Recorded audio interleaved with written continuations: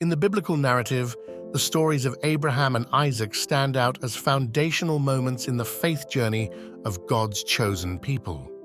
But there's an interesting thread that runs through both their lives, a pattern of deception that raises important questions about trust, faith, and morality.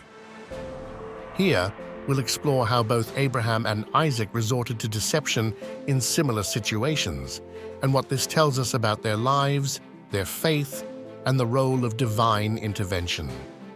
The first instance we look at takes us to the land of Gerar, where Abraham, fearing for his life, chooses to deceive the king by claiming his wife, Sarah, is his sister.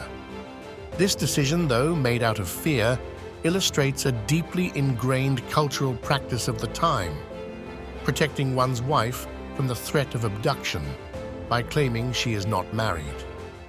In ancient Near Eastern societies, a woman's beauty was often seen as a commodity, vulnerable to exploitation, especially in foreign lands. Abraham's deception was not an isolated event. Several decades later, in the same land of Gerar, Isaac, Abraham's son, finds himself in a remarkably similar situation. Fearing for his life because of his wife Rebekah's beauty, Isaac repeats his father's tactic, claiming that she is his sister. So why do Abraham and Isaac resort to deception in these circumstances? On the surface, it appears to be a strategy for survival, but at a deeper level, we see a troubling pattern. Both men, despite their faith in God's promises, struggle with trusting God to protect them. This reliance on deception reveals the weakness of humans and an attempt to manipulate circumstances rather than trusting in the divine. Despite their deception, God intervenes to protect both Sarah and Rebekah. In each case, God appears to the king, with warnings not to touch the women, also revealing the truth to the king. These divine interventions are crucial moments that highlight God's sovereignty and his ability to protect his people even when they fail to fully trust him. These divine interventions carry a profound message. Even when humans make mistakes, God's will cannot be thwarted. Despite Abraham and Isaac's deception, God's plan remains intact.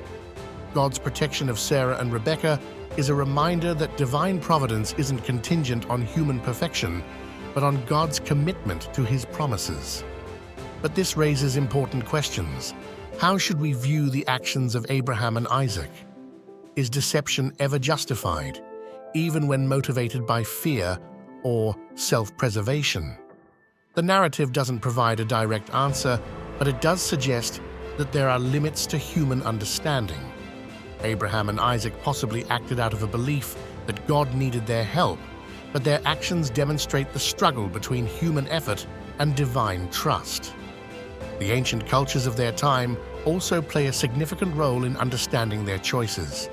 In patriarchal societies, where men held most of the power, protecting the honor of women was a significant responsibility.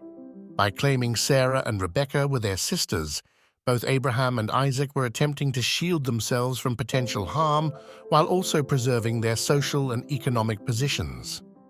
While Abraham and Isaac's actions may seem morally questionable, they serve as a reminder of the complexities of faith. Trusting God doesn't always mean acting perfectly, and sometimes our mistakes, though significant, are met with God's grace and intervention.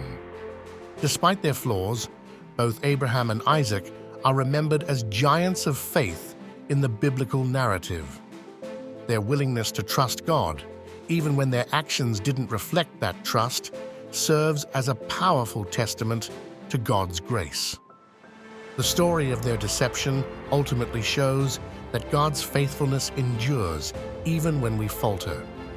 Through the lives of Abraham and Isaac, we are reminded of the importance of faith, the dangers of deception, and the profound grace of God. Their stories challenge us to examine our own choices, our trust in God, and the moral complexities we face. While they may have deceived to protect themselves, ultimately, they were guided by a divine hand that never let go.